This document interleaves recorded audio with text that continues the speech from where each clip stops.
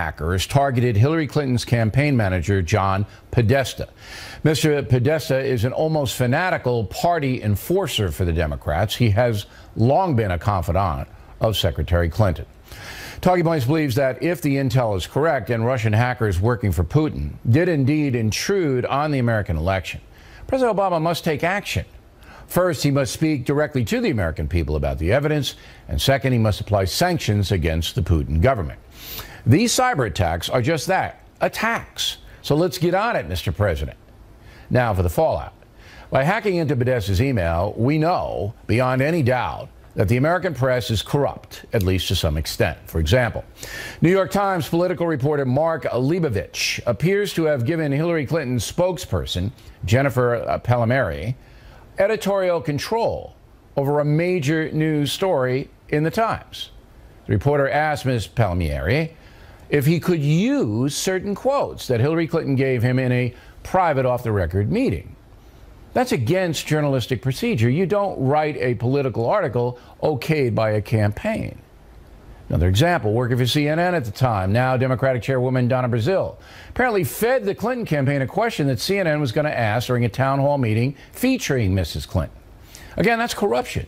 That should never happen. Example 3, John Harwood. He's a Washington correspondent for CNBC, and you'll remember him as a former debate moderator in the Republican primary. According to hacked emails, he was emailing Podesta, suggesting things Hillary Clinton could do to become more successful. That's outrageous. Example 4, New York Times reporter Maggie Haberman, then working at Politico, was described by the Clinton campaign in emails as, quote, a friendly journalist who teed up stories and never disappointed them. To be fair, that's hearsay. Haberman did not do what Mr. Leibovich did, directly interacting with the Clinton campaign, as far as we know. So the email might be unfair to her, although it's troubling. Also, another hearsay situation, a report today out of TMZ says that NBC had that Access Hollywood tape for months and purposely released it to damage Trump before the debate. Anonymous sources, so impossible to verify.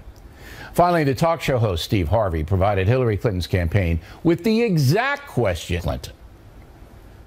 She's been breaking ground in her personal and professional life since she was a kid. So let's go back to when you were just a kid. Oh, boy. Oh, my goodness. You wanted to be an astronaut. I did. Mrs. Clinton knew exactly that was coming, including the use of her picture as a child. Talking Points has long asserted that the American press is essentially an arm of the left. This proves it. There's no doubt. So let's sum up. Any journalist colluding with a political campaign should resign immediately, be forced to resign. Period. And that's the memo. Now for the top story reaction, joining us from Hartford, Connecticut, Richard Hanley teaches journalism at Quinnipiac University. Here in New York City, Merrill Brown, who teaches media at Montclair State University in New Jersey. Your reaction, Professor Brown? Well, I think we have to rank these things. Obviously, we can't condemn Haberman for being liked. We don't have any evidence she did anything even questionable. In the case of Harwood, though, I'm an ex-reporter, and you know yourself, Bill, you would be very uncomfortable giving advice to a campaign person or to any aide in any organizational situation. Journalists don't do that. I'm disappointed in Harwood, and that, to me, is the one that really stands out. I think, Professor Hanley, that the New York Times, though, Leibovich is a big-time political reporter, perhaps their main guy. And it's a complicated situation, to be fair to this man. He went up to Bretton Woods in New Hampshire, and he sat down with Hillary Clinton off the record, and he had a long chat with her. Okay, and that's all right. I mean, right, so far he's okay, off the record chats. We do it all the time. But then he wants to use certain things out of that thing, so he runs it by the Clinton people. Well, can I use it? Number one, you shouldn't use anything off the record, okay? And number two, permission? Come on, it's outrageous. And the New York Times trying to justify it, by the way. Bill, what Leibovich did is against journalistic principles. You should never have a subject of your work decide what that work will contain, particularly a candidate for president. So I think that's not quite, at a level where should he be fired. I don't know if I can say that, but it certainly is not a good practice, and it certainly is something that makes me So if you're the editor of the New York Times, and I'm not trying to get anybody fired, but if you're the editor of the New York Times and your top political gun has been exposed in a secret email as having a deal with the Clinton administration, the Clinton campaign? You don't take any action? I would take action, and what would you do? Perhaps I would think of pulling him off the beat, because what you've basically done, is set the groundwork with the Clinton campaign at this point, and perhaps the presidency in January begin to dictate terms of what you can and cannot cover, what you can and cannot say. So you would pull him off. What would you do? Well, Bill, put yourself in Leibowitz's shoes and think about what it was like to cover Hillary Clinton at that point in time. She was utterly inaccessible. She did very little on television. He's got to get to her. He's commissioned with an article. He takes an off-the-record meeting. He sees some good stuff in that off-the-record meeting. He tries to get it because she's really hard to pin down now, and even worse then. I think he did the best he could to try to get something out of a candidate for the presidency. I disagree 100%. You cannot let your readers feel that this is a upfront interview and then make a backroom deal with her spokeswoman, not a spokeswoman, she's a campaign big shot. The way I would have handled it, though, is that I'd take the off-the-record meeting with Mrs. Clinton, okay?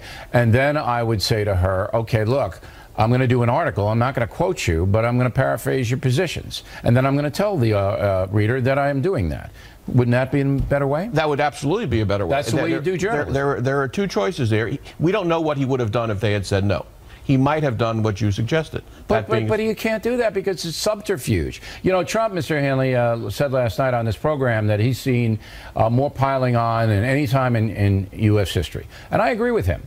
I think this is the worst covered presidential race in American history, and I'm pretty good on this kind of stuff. I've never seen anything like this, the unbalance of the coverage. Am I wrong? Well, Trump has certainly cultivated the ground for this coverage, by his remarks, his tweets, that's and true, being constantly in front of the news cycle. But that's not an excuse for journalistic people to go after him harder than Mrs. Clinton, who certainly has her own problems. Well, in this case, she is controlling the access, and as Professor Brown points out, access is all in covering politics. No, it's not. I cover it every day, and I don't have access to her. Well, she said she'd come on here, but she hasn't. But I can cover her. I can cover her through other people on a campaign. I can cover her through our reporters. I mean, come on. You don't have to give in to this kind of stuff. Well, that's what I mean, that because reporters want access, they're more likely than not to try to get on the good side of a candidate. That's okay. You can butter them up if you want. All right, I don't do it, but you can, and I don't mind that. But not in print. You've got to be honest in print. Now, I know I'm going to get letters that say certain people on the Fox News channel cozy up to Trump, okay? But they're not reporters. All right, they're in the morning people or whatever, okay? And they have a perfect right as commentators or whatever they want to do. If you're a commentator, you can cozy up to anybody. You can do whatever you want. It's not the same standard. We're talking about hard news reporting here, and that's what's really troubling. Well, there are many things to be troubled about. I would also make the argument that coverage of Trump has been belated, which is one of the reasons it feels so much, from your point of view, like it's piling up. We didn't read about his business practices and his tax situation until well into the campaign, in fact, after the convention. And I think we might have had a slightly different dynamic around the convention had we read more of this stuff beforehand. Maybe, but that again is the responsibility of the hard news press to dig that out. And it's not easy to dig it out because Trump doesn't want his tax returns out. Well, there's an enormous amount of public record stuff about his businesses and what he's done historically that should have been part of the primary discussion and not just the general election discussion. Good debate, guys. I appreciate it. And we'll have more about the WikiLeaks hacking with Martha McCallum a bit later on. Next on the Rundown, Governor Mike Pence running hard with Donald Trump. He will be here. Then, later, Miller talking more politics. What could go wrong? Up ahead. Campaign 2016 segment tonight. New Fox News poll will come out tomorrow, and that will reflect the recent debate and the Access Hollywood fiasco. Joining us now from Salem, Virginia, where he's campaigning, the man running with Donald Trump, Governor Mike Pence. So, Governor, have you and Mr. Trump reconciled the Syria situation? In your debate, you said USA should immediately establish safe zones that would help refugees, but it also required troops to do that. Mr. Trump said in his debate he kind of disagrees with that. He'd concentrate on knocking out ISIS before dealing with the refugees. Where are you guys on Syria right now? Well, you bet. We talked about it the next morning, and frankly, Martha Raddatz just mischaracterized my position. I mean, what I said in the debate was that Donald Trump and my position is that to deal with the crisis in Aleppo, where you've got hundreds of thousands of people in harm's way, including 100,000 kids that that you've got to establish safe zones with the international community. That's been Donald Trump's position long-standing. I did say that to secure those safe zones that we should be prepared to use military force if necessary to allow the people to evacuate Aleppo and to get to those safe areas. The way she presented it, it was as though she, I think, you know, she conflated that with broader military action against the Assad regime. And that's not been Donald Trump's position. I don't understand, and this is just an aside, why you guys don't do the NATO option and have NATO establish these safe zones rather than the USA carrying the whole thing. Well, I think there can be. I think there's already a framework for international community to come together around safe zones. But what Donald Trump said is, we need to provide the humanitarian assistance, establish safe zones, but then go after ISIS. But everybody and focus on destroying ISIS at their source. Right. Okay, but you know, as you put out, the kids dying right now. I'd like to see a little more urgency on the part of the North Atlantic Treaty Organization. Now, women. Yeah. I talked with Trump last night about women. You're going to lose the election if you can't convince more American women to vote for you. So I asked Trump, is there any strategy to target women? And I'm going to ask you that as well. In the campaign, you have to get more women to vote for you. Is there any strategy to do that right now? Well, I think the strategy is just the message, Bill. I really do believe. I just finished up a rally here in Virginia, and you see the enormous crowds that come out for Donald Trump. There's women and men who are responding to his call that we've got to rebuild the military, we've got to stand tall in the world stage. Right. But honestly, more jobs, more opportunities, more school choice, ending the scourge of illegal immigration. I mean, you covered that you know, more than anybody else. You guys have been saying of criminal aliens in our communities is a concern to women and men in America. But here's the dilemma. You've been saying this since July in the convention, both of you, and the message has been pretty consistent. You're still way behind in the polls with women, and the Access Hollywood thing didn't help you. So I'm saying in the last 4 weeks of the campaign, are you going to make a special effort to get more women on board? And it seems like you're not. You're just going to have the same message. I'm not saying that's wrong. I'm just saying that I'm just asking to see if you have any breakout on women. Well, I honestly believe that Donald Trump's message is much more than a slogan, Bill. It's that the people of this country know that for the last 7.5 years, under the leadership of Barack Obama and Hillary Clinton, we've weakened America's place in the world. We've retreated from the world stage. Our economy is struggling. We're walking away from our most cherished constitutional traditions. And as I'm campaigning across the country, I see as many women as I do men who are being drawn to that message. Yeah, but the so we're numbers going to continue to drive that, and also draw the contrast on ethics between Donald Trump and Hillary Clinton. This avalanche of emails, Bill, is just astounding. Even revelations today that have come out that where now John Podesta apparently told a U.S. senator that he agreed that the Iranian deal was the worst deal since the 1940s. Yeah, that's the gift that keeps on giving to you guys, that hacked email thing. I wanted to ask you about your peer, Senator Kaine. When you were debating Kaine, and I think you won the debate, and I said that here on The Factor. What was your measure of Kaine? How did you think he presented himself? Well, you know, honestly, when I got up from the table, I thought we pretty much gave as good as we got. But, you know, some people thought I won that debate. But honestly, I thought Donald Trump won the debate. I thought the ability for me to be there and make the case for Donald Trump's message, make the case for the choice in this election is really what carried the day. So you're saying that your message was stronger. But Kaine's delivery... I think the message was stronger. Kaine's delivery was not as authoritative, maybe, than yours. He was a little more. He was trying to basically goad you or bait you into some of these things. I'm sure you knew that, right?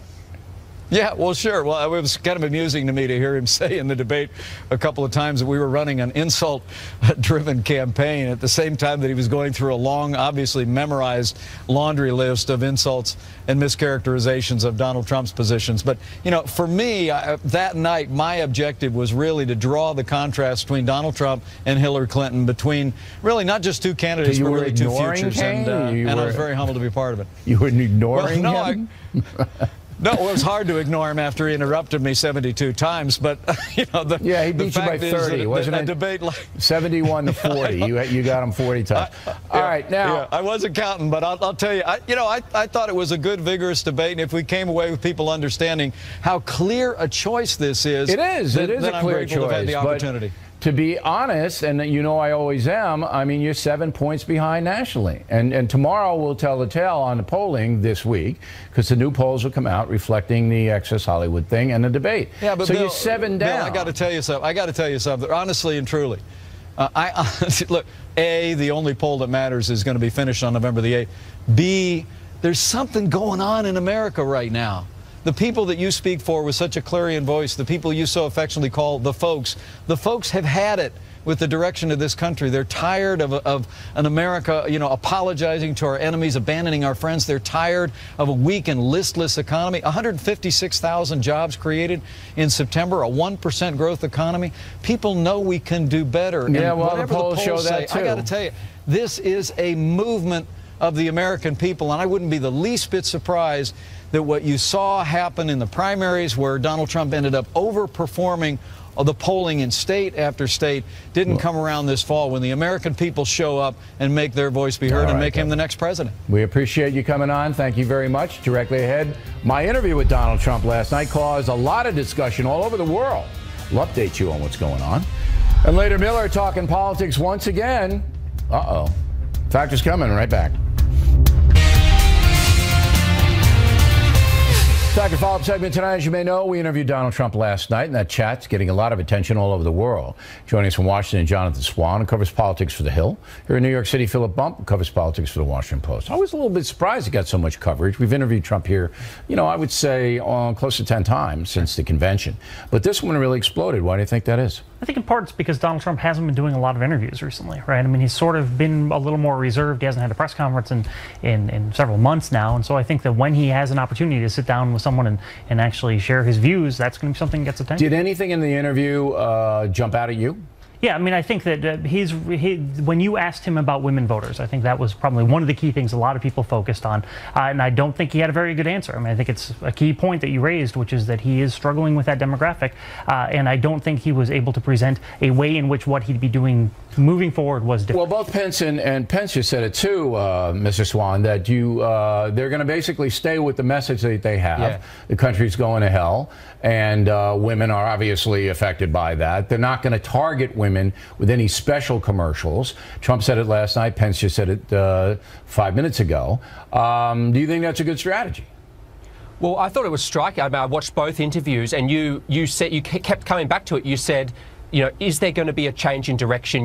This is the reality. These are the polls. And Donald Trump flat out said to you, I don't believe the polls. No, they don't. They don't believe them. I don't believe them. So, and he could be right. He could be right about it. He could be. You know, it's possible. But if you do look at the data, and this data comes in from everywhere, not just the people who are rooting against Trump, he's winning with men big, Trump. And I expect that to hold. Yeah. Because men aren't, you know, I'm generally speaking, they didn't get involved like women got involved with this Access Hollywood thing. I mean, women went just furious all over the place, all kinds of women, conservative women, liberal women, they're just mad.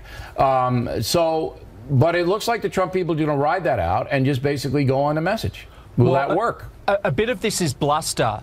A bit of this is bluster, and you know, I talk to folks close to the Trump campaign and in the Trump campaign. They know how bad this is, and you know, Donald Trump is getting advice now that just tone it down, stop attacking the Republican leadership, focus on Hillary Clinton. Is that just advice from the last 3 hours? Because he worked them over last night on his program. And I told him, Mr. Bum, I said, look, if you're elected, you're going to need these guys. Right. You know, I mean, calling Senator McCain a foul-mouthed whatever, that's not going to really help you. But that's Trump's style. It's slash and burn. I mean, it doesn't look like to me he moderates for a few hours, and then he goes back to being Trump.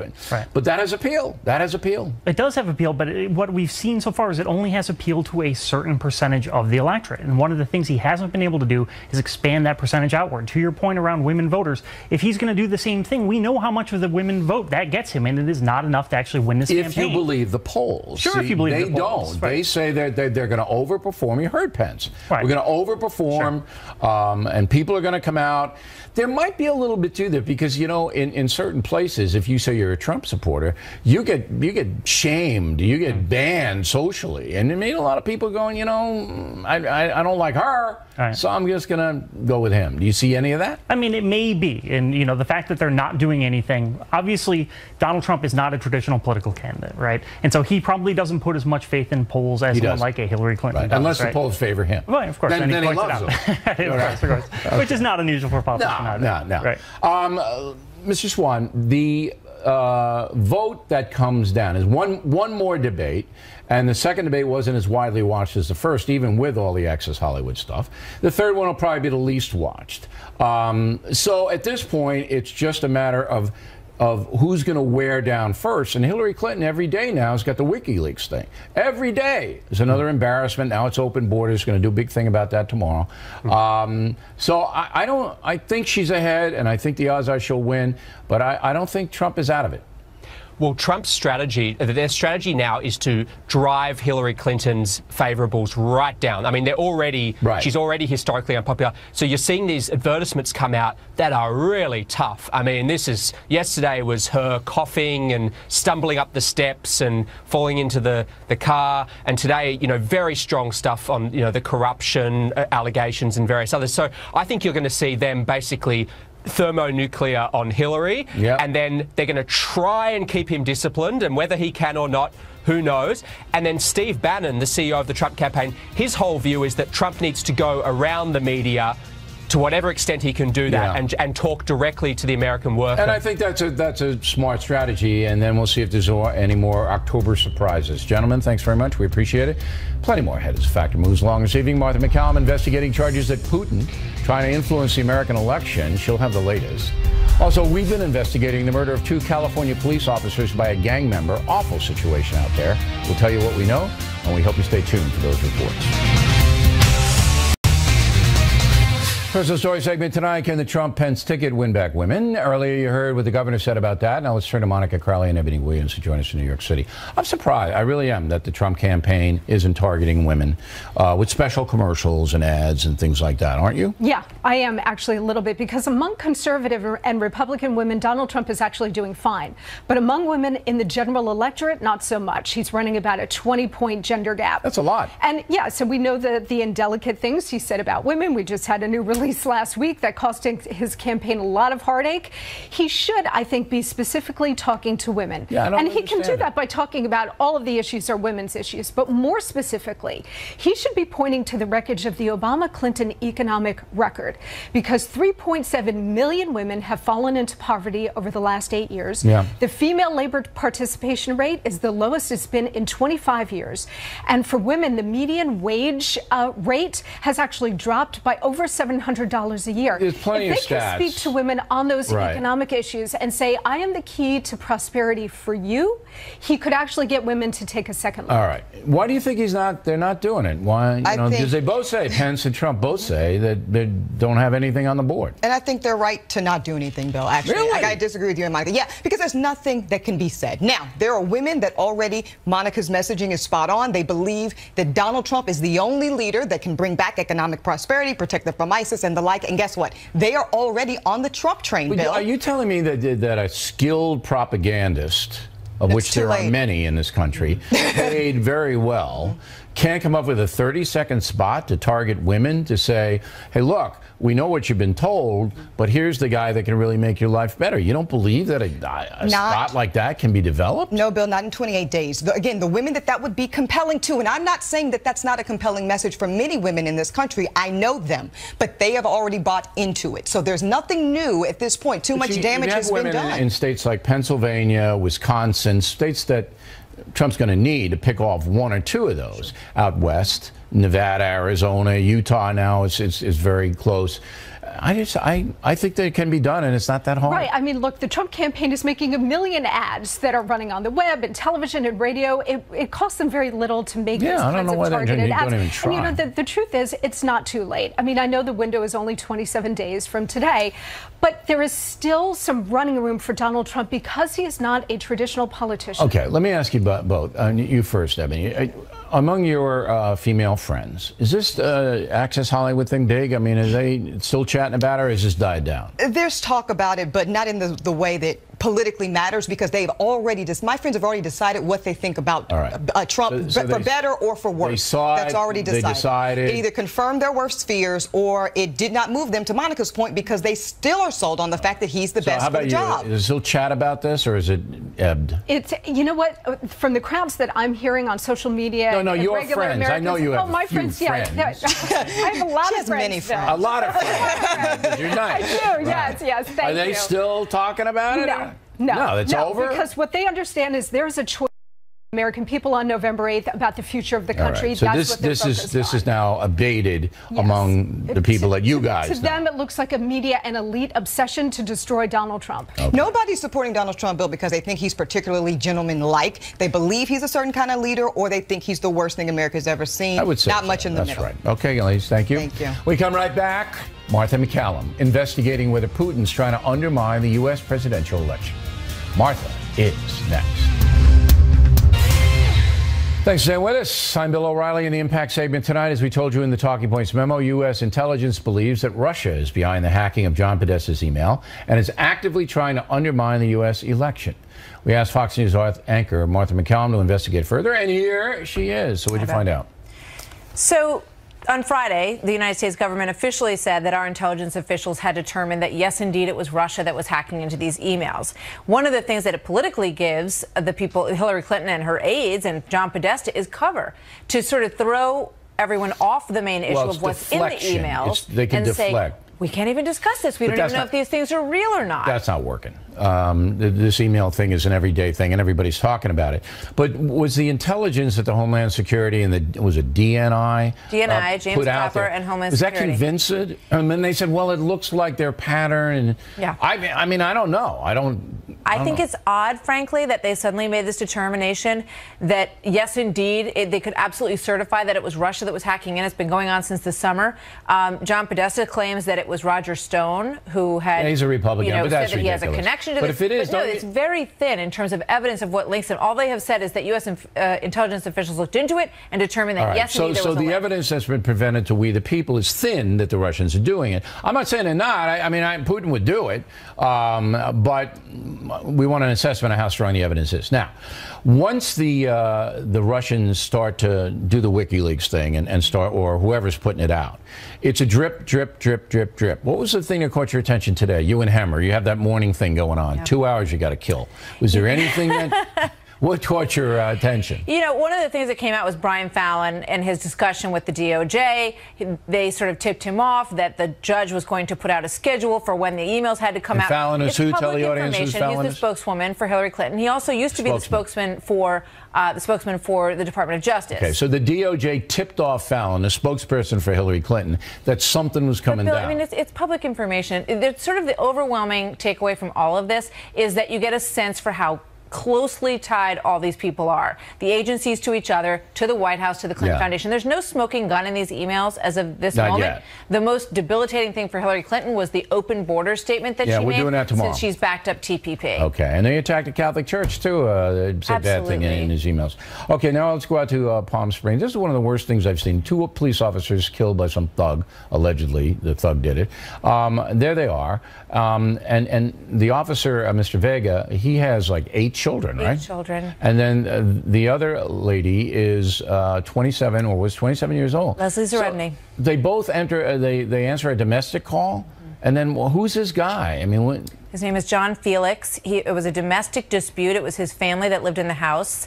They encouraged him to come outside. These 2 police officers were outside. He started shooting round after round. Just opened up on him? Automatic, yep. Right through the door and killed both of these individuals. And neither one of them was even supposed to be working that day. Leslie Zarebny is 27 years old. She's on maternity leave, has a 4-month-old baby, and she came in to help out. Officer Vega was about to retire in December. He has 8 children and 35 years on the force. Now, the guy who is in custody, they caught this guy, Felix, and he's a bad guy, right?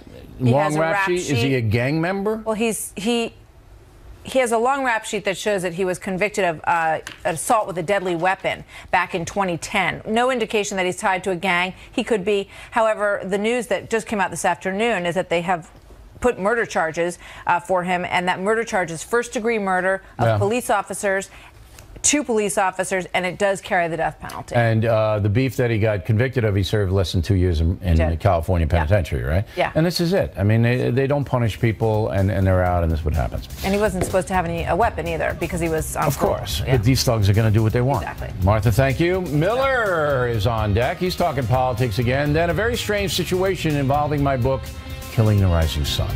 Moments away.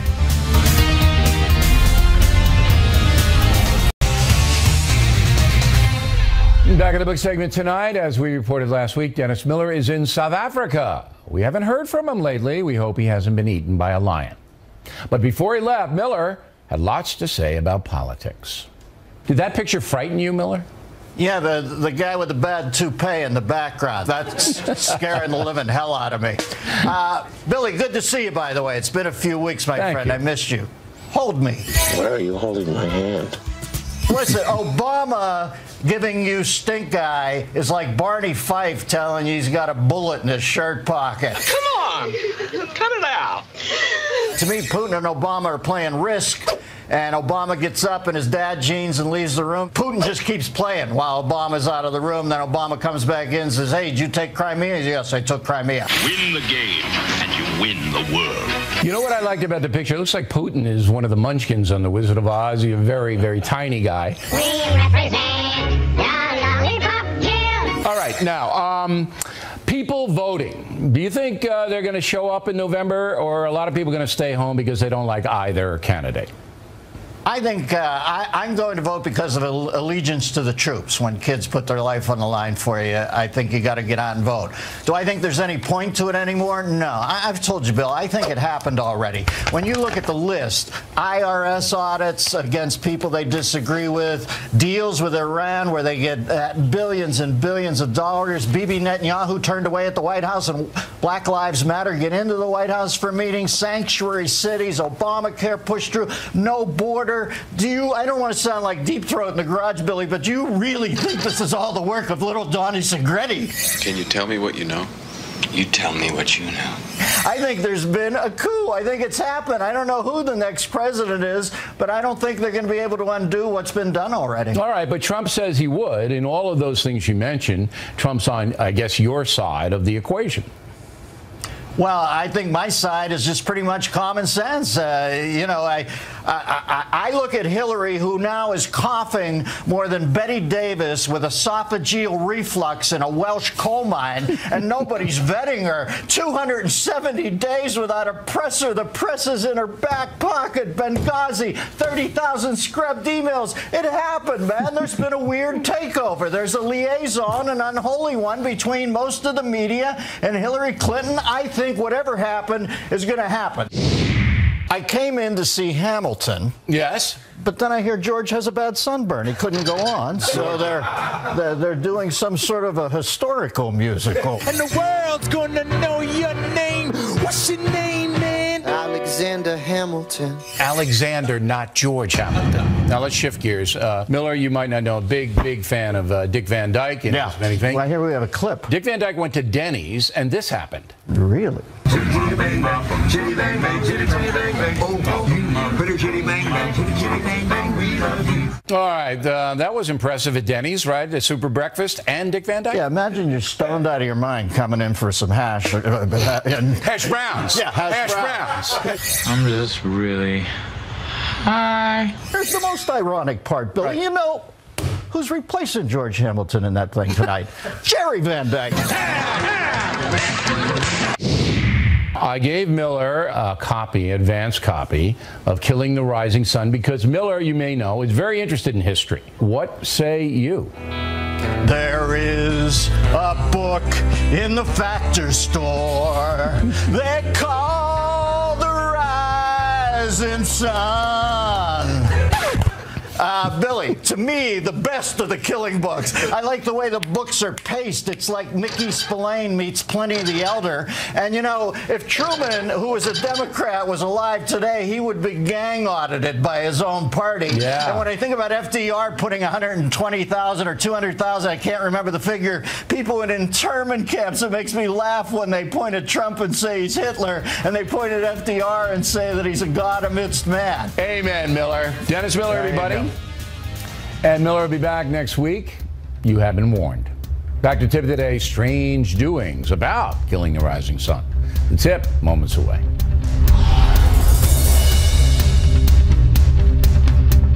Back to Tip of the Day, something very weird going on concerning my book, Killing the Rising Sun, in a moment. But first, one of the best promotions we've ever had on BillO'Reilly.com. In honor of the movie Killing Reagan, debuting this coming Sunday, 8 p.m. on the National Geographic Network, we're giving everybody 25% off if you buy Reagan and Killing the Rising Sun together.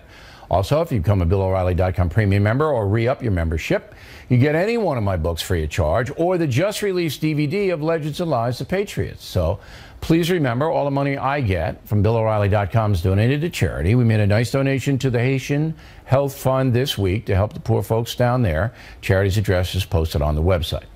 Now, the mail. Jack Conlon, Marshfield, Massachusetts. Why aren't high-ranking Democrats backing away from Hillary the way Republicans are with Trump? Because they think Secretary Clinton will win, Jack. By the way, we have an interesting BillO'Reilly.com poll question for you. If the election were held this week, who would win, Trump or Clinton? Okay. Give you the results tomorrow on that. Daniel Compton, Lake Havasu City, Arizona. It really bothered me how Trump totally disrespected you, O'Reilly. He just gave me a little jazz. Dan, come on. If I do it, and I do, I have to take it. And it was good-natured. It was no problem. John Healy, Ogden, Utah. Bill, it's fun to watch you fold like a rag doll when interviewing Trump. Randy Davis, British Columbia, Canada.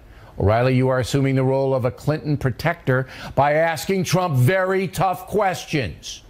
I got to get those tough questions in before I fold, Randy. Katie Barnett, Great Neck, New York. Bill, please stop giving Trump a platform. So let me get this straight, Katie. When I get an exclusive interview with the Republican nominee for president, I should pass. Kyle, withholding his last name, Walnut Creek, California. I am a college student, and if I showed outward support for Trump, my professors would hold it against me. Is that normal? Sadly, in the country right now, Kyle, it is. I got to say this name correctly. Ready?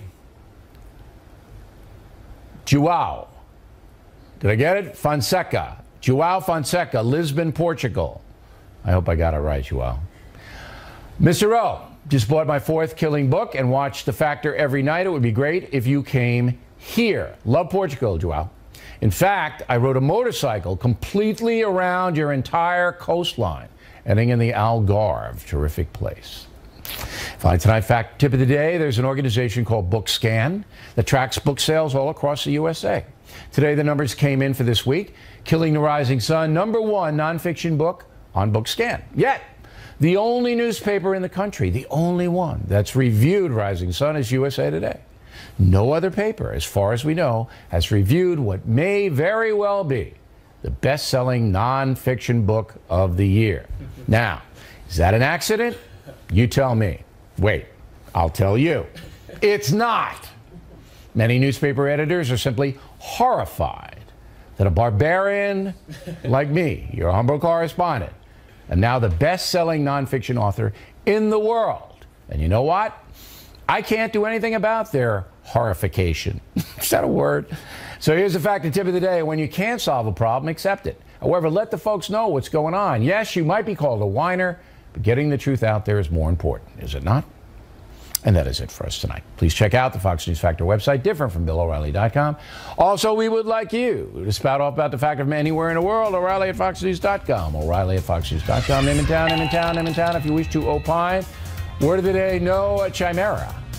Ooh, it's another good one. No chimera when writing to the Factor tomorrow. Looking into this